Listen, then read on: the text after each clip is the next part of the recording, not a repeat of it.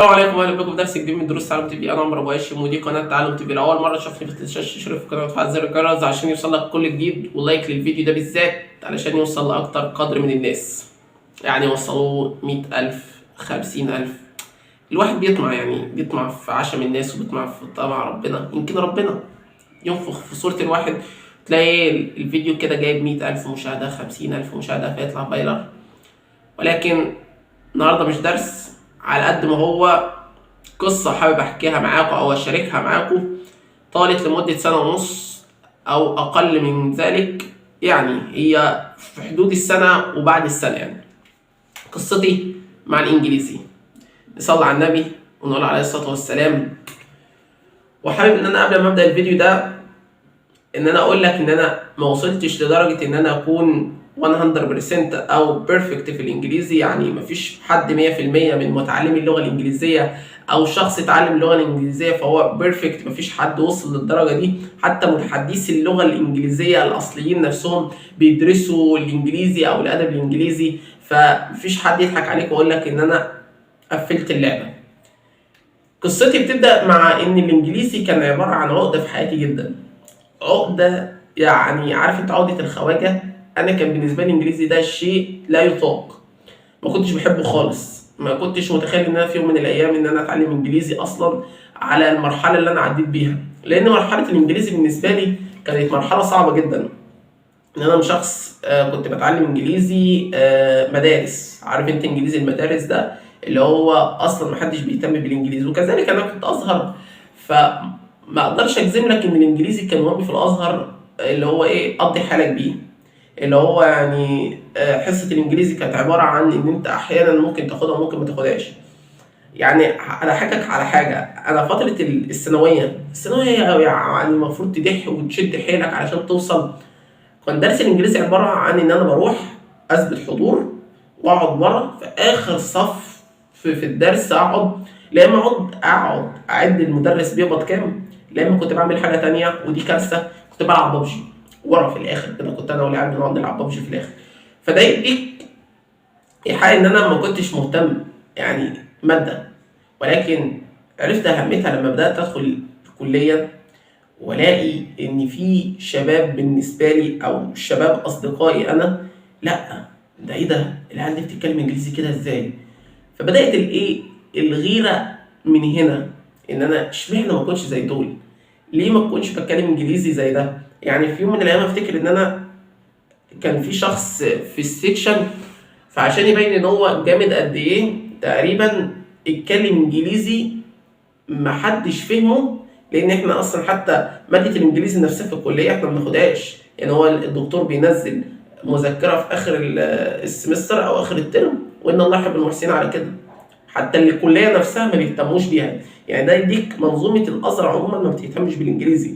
وفي شباب كتير طبعا مهتمين بالانجليزي ومدرسين يعني فوق الخيال في الانجليزي في الازهر. منهم الله يمسيه بالخير كان مدرس جميل جدا كنت بعشقه جدا جدا في الازهر عندي ايام فتره الثانويه. كان اسمه مستر محمد الرمادي. الاستاذ ده كان من احسن الاساتذه اللي انا ممكن اتعلم من على يدهم انجليزي. ما كنتش يعني ما كنتش انا حابب حصه الانجليزي، ولكن كنت بحب الشخص ده مستر محمد الرمادي ربنا يديله الصحه والعافيه لغايه دلوقتي. هو ممكن يكون حاببني في اللغه شويه، ولكن انا برضو كنت بالنسبه لي اللغه الانجليزيه دي كانت صعبه. اللي هو ايه يعني ايه اللي انا اتعلم انجليزي؟ ايه اللي انا هستفاده لما اتعلم انجليزي؟ يعني مش هخترع، مش هضيف للبشريه حاجه لما اتعلم انجليزي. ولكن ما اعرفش ان انا كنت هضيف لنفسي انا حاجه في السي في او ايا كان الحاجه اللي انا هقدم فيها في الانترفيو او اي حاجه. هو السي في بتاعي في انجليزي ولا لا؟ وزي ما حكيت لك قبل كده في فيديوهات كتير وقلت لك ان الانجليزي مهم جدا جدا جدا. ليه؟ لانك لما بتروح بتقدم في انترفيو او حاجه بيقول لك انت معاك انجليزي وايه. فده بيديك نوع من ان الانجليزي بقى شيء مهم في الحياه، ولازم تبدا انجليزي من دلوقتي. من ساعه ما شفت الفيديو ده لازم تبدا انجليزي. لازم تحط قاعده في حياتك ان انت تبدا انجليزي، ولازم تحط جدول ان انت تبدا انجليزي. يعني بص هتلاقي ورا كده في حاجه ورقه اهي. الورقه دي انا مقسم فيها الاسبوع على الالماني والانجليزي والاسباني اللي انا بتعلمهم من الساعه كذا للساعه كذا، ومن يوم الاحد للساعه كذا، ومن الساعه كذا، ويوم الاثنين من الساعه كذا. بالنسبه لي عموما اللغات هي شيء من امتع الحاجات اللي انا بعملها في حياتي، ان انا بتعلم لغه جديده. فمن امتع الحاجات اللي انا بعملها في حياتي ان انا بتعلم لغه، وبالذات بقى الانجليزي بقى، لان الانجليزي كان معاه قصه تانية في حياتي. بدات ازاي؟ بدات ان انا ابحث ازاي ان احنا نبدا نتعلم انجليزي صح. انا عايز اتعلم انجليزي صح، مش عايز اتعلم امريكان اكسنت او بريتش، لا انا كل اللي انا عايز اتعلمه انجليزي صح. كل ده اللي انا عايز اتعلمه. فما كنتش عايز ان انا اتعلم انجليزي، ودي كانت مشكلتي، ان انا بقى على ابلكيشن دلوقتي شويه، وعلى ويب سايت شويه، وعلى يوتيوب شويه، وعلى جوجل شويه، وعلى الفيس شويه، ومش عارف على ايه شويه. فكانت تعدد المصادر بالنسبه لي كانت كارثه. تعدد المصادر بالنسبه لي كانت حاجه مشتتاني. طب ابدا ده ولا ابدا ده ولا ابدا ده ولا ابدا ده؟ انا مش عارف امسك حاجه معينه ابدا منها. لغايه لما من سنه ونص لقيت، او من سنتين لقيت ابلكيشن اسمه طليق. الابلكيشن ده بتاع الاستاذ ابراهيم عادل صاحب قناه ذا امريكان انجلش. الابلكيشن ده فتح لي ادراك واسع جدا عن الانجليزي، كذلك الالماني، كذلك الاسباني، وفي لغات كتير جدا لمدرسين متخصصين في كل لغه بطريقه مستوى عالي جدا. فالاستاذ ابراهيم متكلم في الابلكيشن ده، وكذلك الاستاذ ابراهيم عادل هو اللي بيشرح انجليزي على البرنامج ده، فده كفيل ان انت اصلا تتعلم انجليزي صح. كذلك لما بدات احس ان انا الدنيا بدات تتفتح شويه قدامي، وبدات ان انا اتكلم حتى لو كده، بدات انزل برنامج اسمه هالو طريق. هالو طريق ده برنامج ممكن تطلع لايف او فويس او ايا كان الحاجه اللي انت بتعملها، بتتكلم مع متحدثي اللغه الانجليزيه المتخصصين، او ايا كانت اللغه اللي انت عايز تبدا فيها. اللغه هي عباره عن ممارسه، فانت لو مارستش مش هتتعلم صح، فانت لازم تمارس اللغه. تمارسها ازاي؟ ممكن تقف قصاد المرايه زي ما انا بدات قبل ما اعرف برنامج هالو طليق ده.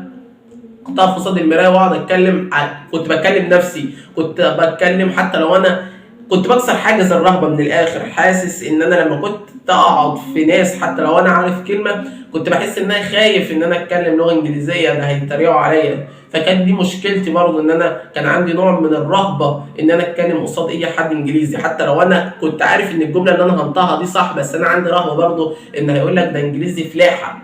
فبدات اكسر حاجز الخوف ده، ان انا اقعد اتكلم مع نفسي، اقعد اسهر كده مع نفسي قصاد المرايه واقعد اتكلم حتى لو انا بتكلم غلط، بس انا عارف ان انا عايز اكسر حاجز الخوف ده. كذلك لما بدات اتعلم انجليزي كمان، لما نزلت البرنامج ده حاولت ان انا اتكلم مع المتحدثين اللغه الاصليين نفسهم، حتى لو انا بتكلم تحتها بس انا فخور بنفسي. ده انا عرفت جمله جديده. انا عمر اللي كنت بقعد العب ببجي ورا وما كنتش اعرف حاجه في الانجليزي، وكنت بهرب من حصه الانجليزي وما كنتش مهتم خالص بالانجليزي، انا عارف النهارده كلمه جديده. ده انجاز بالنسبه لي. فانا كنت حاسس ان انا بعمل حاجه انا شخصيا فخور بيها. انا حاسس ان انا بعمل، حتى لو انجليزي ده مش حاجه يعني اللي هو كبيره يعني بالنسبه للعالم، ولكن انا حاسس ان انا بعمل حاجه كبيره، فمفرحاني ان انا كسرت حاجز كنت بالنسبه لي ده مستحيل يتكسر. كنت حسيت ان انا اثبتت لنفسي ان انا بعمل حاجه كانت مستحيل ان هي تتعمل. ده اللي بيسمى المستحيل، وان انت كسرت المستحيل. ده بالنسبه لي انا عمر اتعلم انجليزي واسباني والماني، ده ازاي واحد زي انا كان الناس فاكراه فاشل في اللغه الانجليزيه، والناس مش فاكره ده كان اساسي.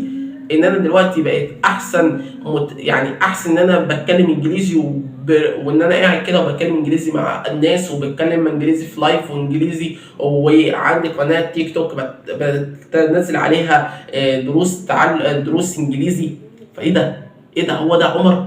هو ده عمر اللي انا كنت من كام سنه ما كنت فاشل في الانجليزي؟ هو ده عمر؟ فالانجليزي كان بالنسبه لي كانت نقله تانية في حياتي، نقله تانية 100 او 360 درجه. حاسس ان انا اتنقلت نقله جديده في حياتي.